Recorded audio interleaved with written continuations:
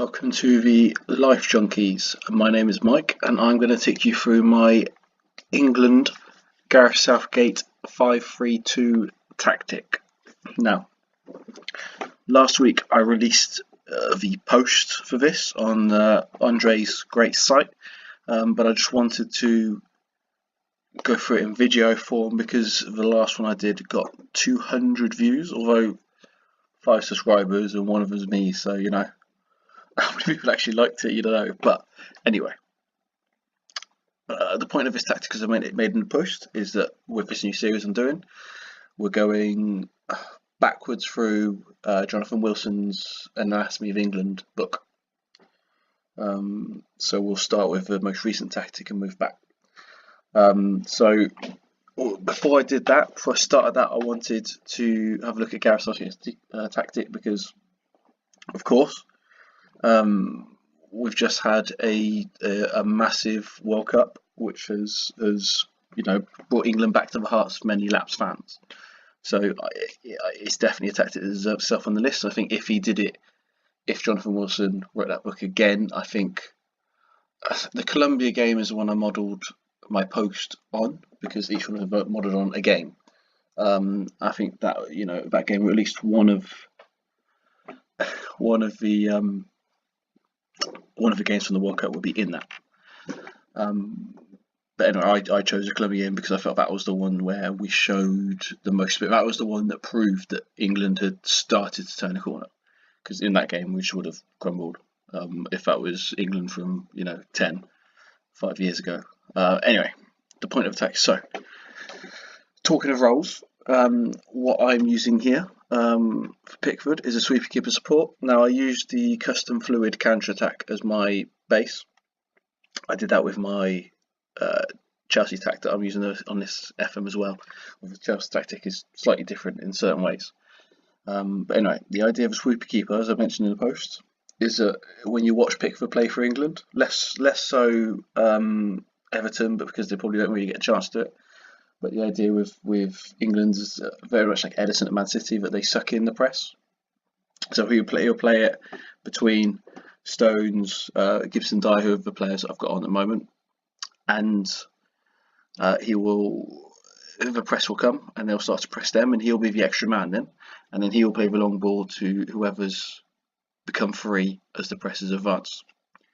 As I mentioned in the post, we saw that to great effect against Spain, where 2 of our goals were from that exact movement.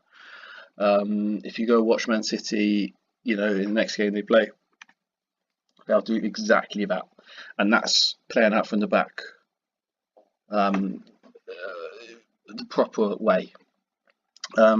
Take for example Chelsea the weekend against Everton. Funnily enough, they did a lot of very small balls. So there's a lot of balls between the centre backs and the full backs, and Jorginho, who was floating around this area for them. But they didn't actually suck the press in. Everton at that point were pressing very high.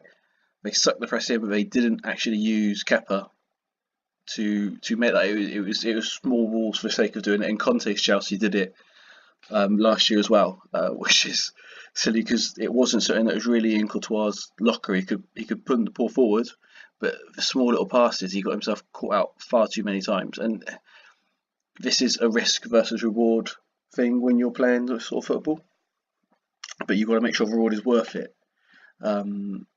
Worth the risk, and a lot of times for Chelsea last season it wasn't. Anyway, so I've got ball playing defenders on the sides of my back three.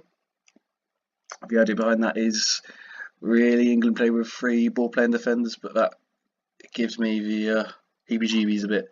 So my central centre back is a centre defence, a regular centre defence to cover, and the idea is that he is the easy ball, and he will just lay it off to the guys on the side or to Henderson in front of him, and then they can make decisions if they want to try and play it down the wings, or if they want to go for Henderson, or if they want to try for one of the more advanced players. And you tend to find on the wings you receive the ball more, and it's best just to have, for me, the more solid player in the centre.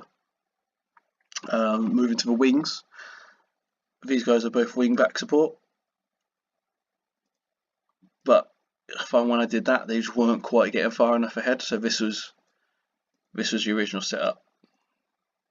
This, and I was sort of playing with maybe having Lallana as attack, but they just weren't getting that far enough, and meant that Kane and Sterling up front were just completely isolated. But within the first few games, I'd noticed that, so that got changed pretty quickly.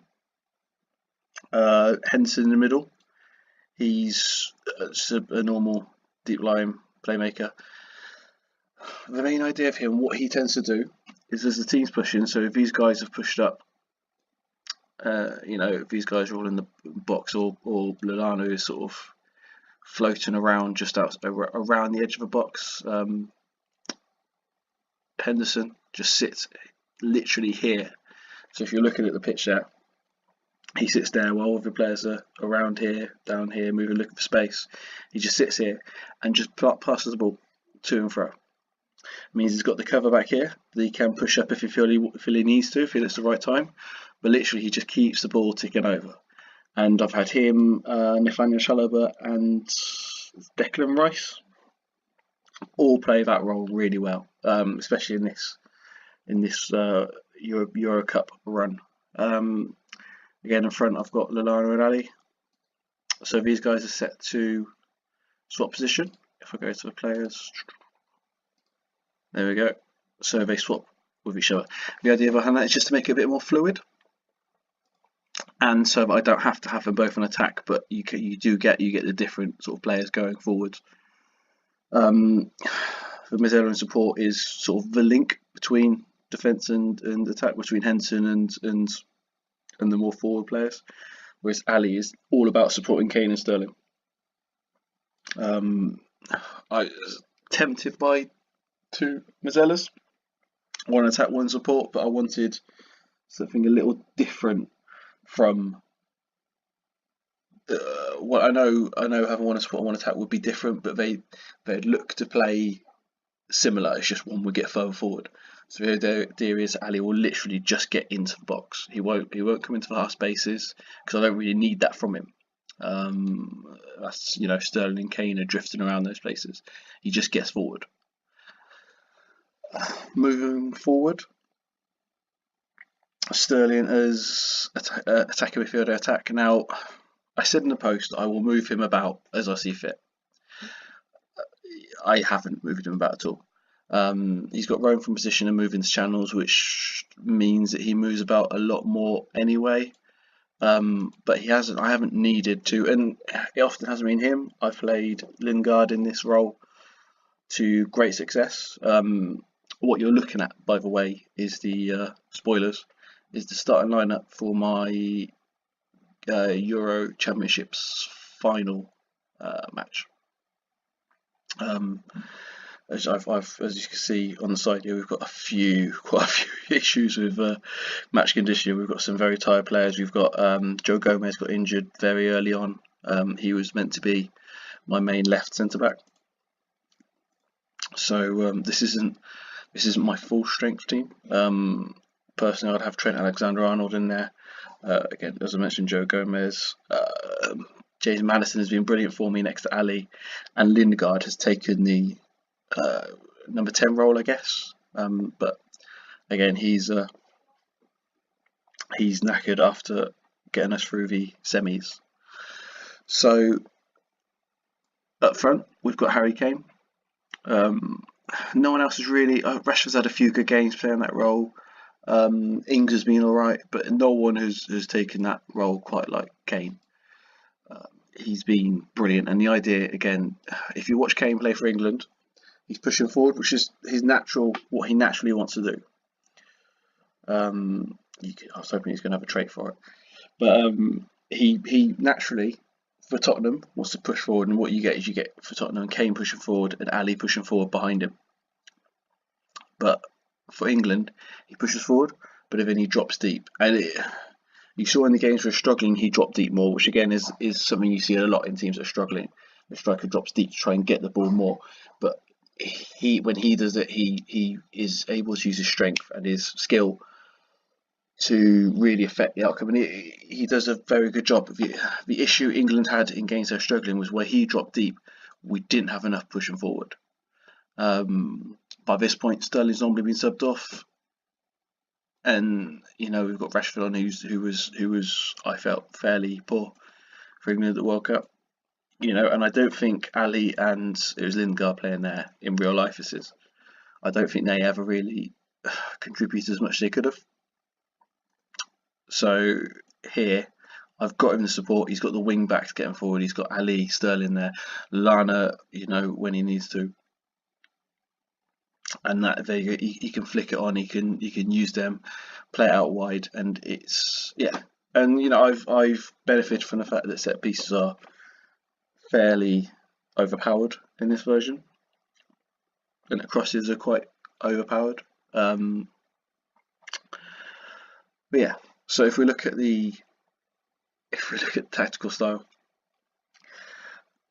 narrow attacking width, that was already on the preset when I loaded it up.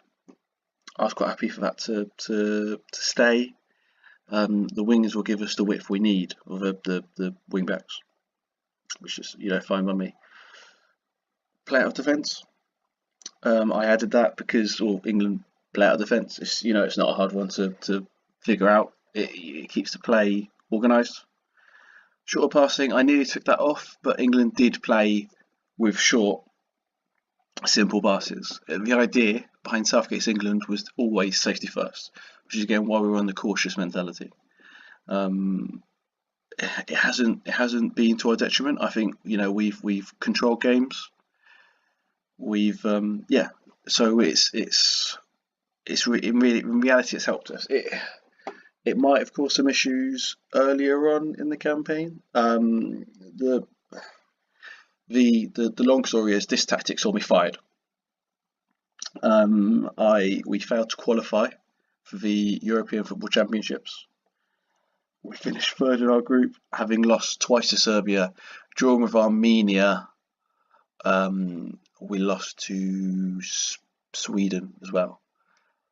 However, those were all games where we ridiculously dominated, and they had the odd lucky cross, or Armenia had one shot on target which was from miles out and the keeper fumbled it into the goal. They were just ridiculous games where we dominated and just didn't get the luck. So as per my last post, if you haven't read that post, it'll be in the description. But the idea of this is I'm going to get fired at certain points. When I'm using tactics from the 1950s backwards, there's a very good chance I'm going to get sacked. So and this doesn't work if I get sacked, because it's all about England and trying these tactics with England. So I loaded up a new manager, carried on with exactly the same tactic, and that exact same tactic has seen me beat Portugal twice. We had them in our group and we beat them 2-1, which was a very close game. And then we also had them in the semi-finals, where Harry Kane scored 4 goals and absolutely demolished them. We beat France in the second round. Again, that was a really close game, went to extra time. And we beat... we had Wales in the quarters, and Portugal in the semis. So it's... I sort of feel a bit vindicated with other people asking me in my Slack channel if I was going to start again, and I said no because I wanted, I know I'm going to get sacked. I could have probably started again for getting sacked at the start, but I didn't see the point. I wanted to carry on. I wanted to sort of prove that this tactic works. So there's no tweaks to the tactic. Tempo slightly higher, because if we lowered the tempo while playing a shorter pass and play out of defence, it would be Lewis van Gaal football, and then play for set pieces, because England obviously in the World Cup play for set pieces. And I've always been a set piece fan. It just so happens this is the tactic, this is the FM that loves set pieces. Counter press, because that's what England did. They counter pressed as soon as they lost the ball, and if they didn't get the ball back within that 5-10 seconds, they dropped back into their shape. Again, counter, because that's what England did. A lot of these, it's simple. It's about what England did. They look to hold shape when they didn't have a ball.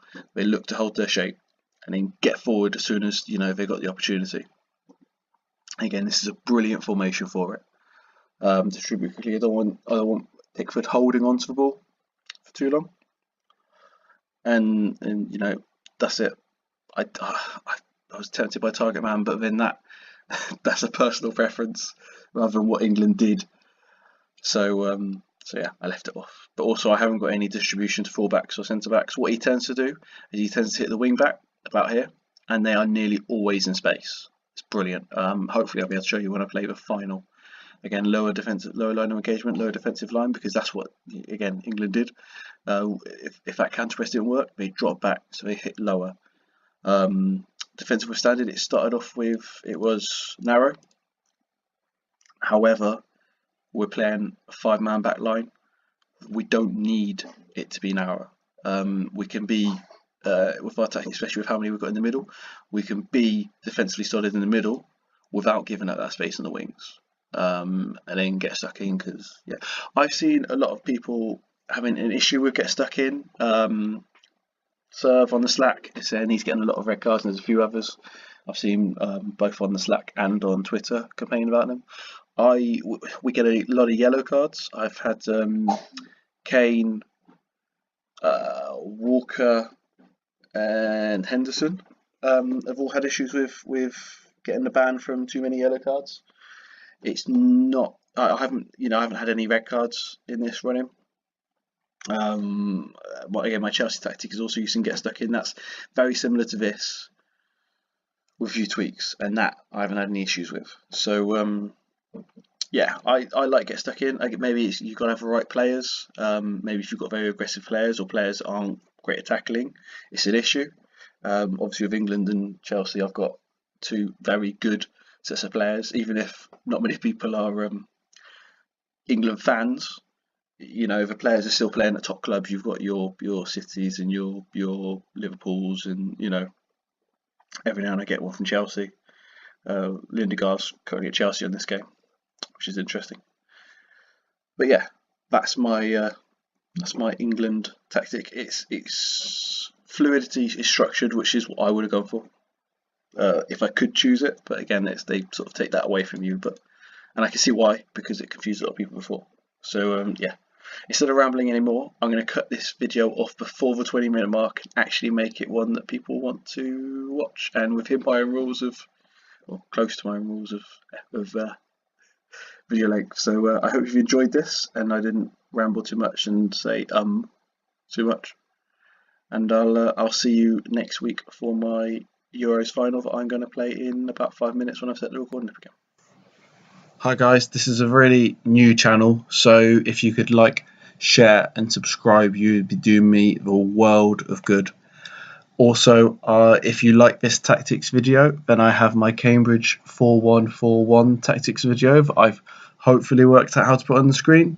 And if you're into wrestling, I will have a wrestling video up as well. Thanks guys.